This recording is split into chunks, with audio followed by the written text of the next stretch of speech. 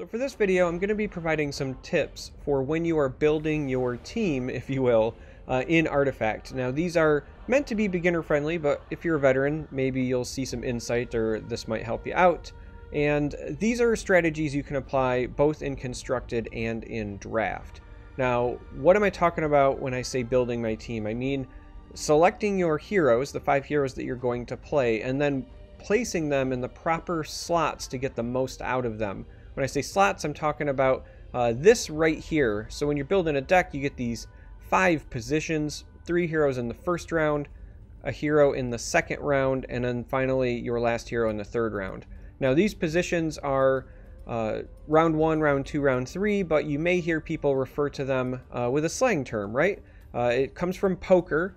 These first 3 heroes are oftentimes referred to as flop heroes. That represents the first 3 cards in Texas Hold'em. That's called the flop.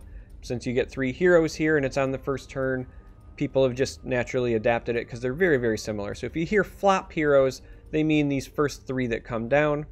Round 2 is also sometimes called the turn or a turn hero. And then round 3 is also river, right? Again, poker terms. So flop, turn, river, round 1, round 2, round 3. And I'm mentioning that now in case you don't know the slang and in case I accidentally say it, because I do use those terms and throughout the video I may do that. So I just wanted to clarify up front. So we're going to start with round 1 heroes or flop heroes. And your heroes that you want to put here typically fall into one of 2 categories. The first category is just big meat shields. These are your beefy heroes. These are things like Axe. Axe has a ton of stats. He's very resilient. Resiliency is important. So naturally, he's a fantastic flop hero.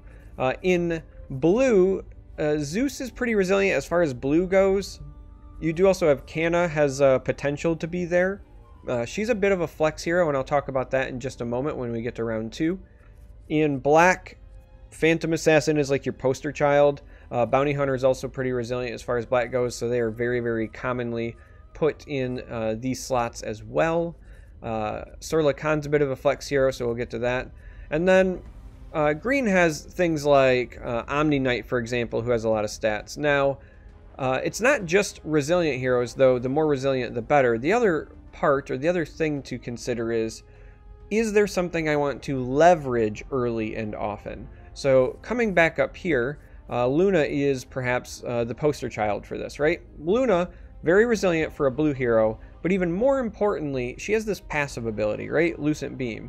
And every time this goes off, it adds a charge, adds a counter to her signature card. And the more charges that has, the better the card becomes. So Luna is something that you typically want in the flop whenever possible, because more charges is good. You want them racking up early and often.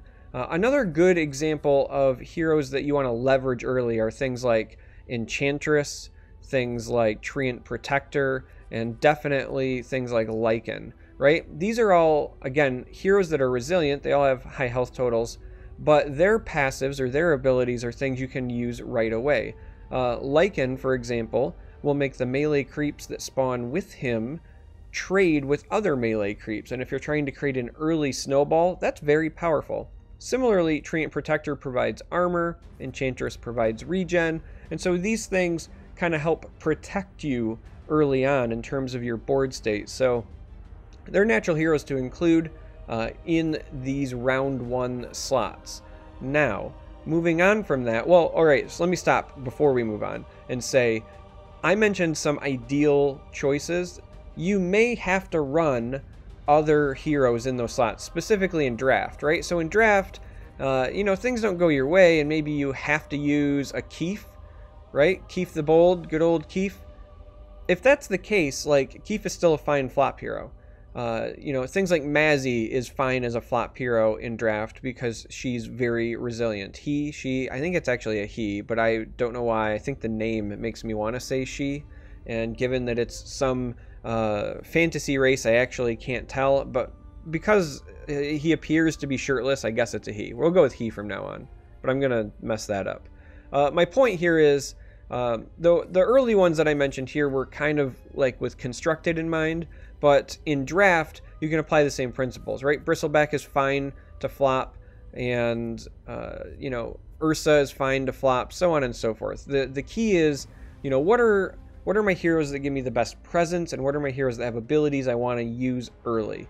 That's what you're looking for round 1. Now, round 2 is typically either heroes that have a shorter cooldown as far as like an activated ability. So like Skywrath Mage might fall into that, right? Concussive Shot here has an active cooldown of 2, so if he has to go in this round 2 slot or the turn slot, it's not that big of a deal, and that's fine.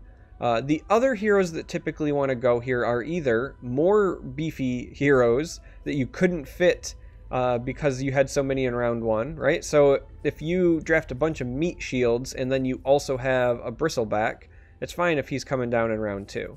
Other heroes that you would want to put here are ones that have powerful abilities that you want to protect potentially. So a great example of this would be somebody like Drow.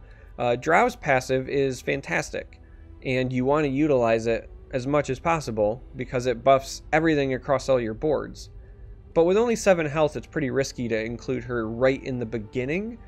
But having her be in either round 2 or round 3, and then come down and kind of, you know, you can read the board state and say, okay, you know, I've either got a trade in this one lane, so I'm kind of winning that lane and it's safe to put her there, or you might say, hey, this lane I've got, you know, my hero and 2 melee creeps, they just have their 1 hero. If I put her over there, she's less likely to run into an opposing hero. Things like that, right? You can kind of gauge the board state and say, how do I protect this investment because she has a very powerful ability?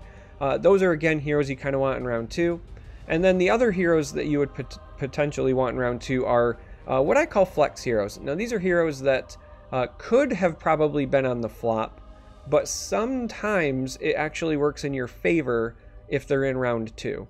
So Sorla Khan is what I would consider a flex hero.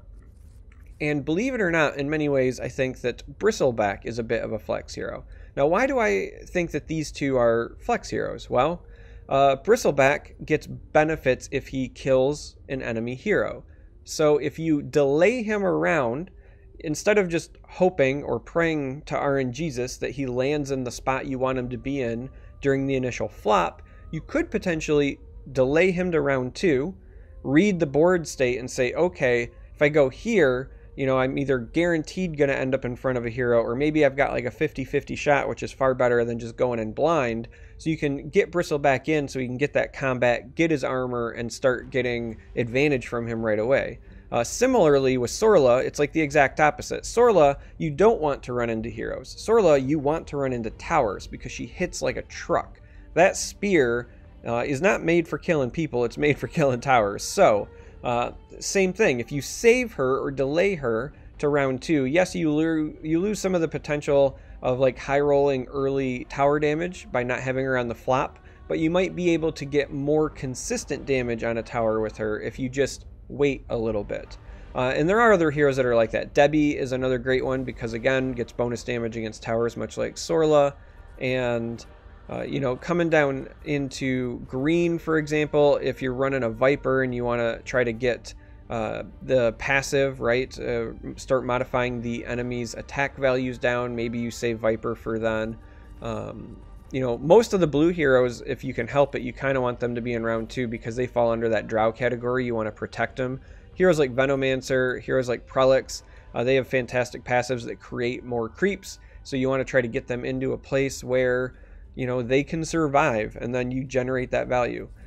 Kana is also a bit of a flex hero, so she's resilient enough that you could start with her on the flop. But by, again, delaying her a turn, you could say, okay, because of, you know, initial creep spawn and hero placement, you know, maybe I know I have lane 1 under control pretty early, or I'm more likely to snowball lane 1. So placing Kana in lane 2 or lane 3, and then in the future drawing your melee creeps to that lane might be better to take control of 2 lanes by saving her, right? Deploying her with purpose. So again, she is a bit of a flex hero in that if she's on the flop, I'm not shocked, especially in draft. But if she's also on the turn, it's not, you know, bad either. Like, there's some benefits to doing that. So she's what I would consider a flex hero as well. And so hopefully you're kind of understanding, just basics as far as those go. And then round three is usually your weakest heroes in terms of stat lines. So again, I kind of talked about how Prolix or Venomancer are fine in round 2, but they're even also fine in round 3 if you're trying to protect them. Crystal Maiden coming down in round 3 oftentimes makes a lot of sense. The other ones that you want to put here are your heroes with very long cooldowns. So Tidehunter, for example, Sniper and Tinker are both fantastic examples because both of them have an active ability with a 3-turn cooldown.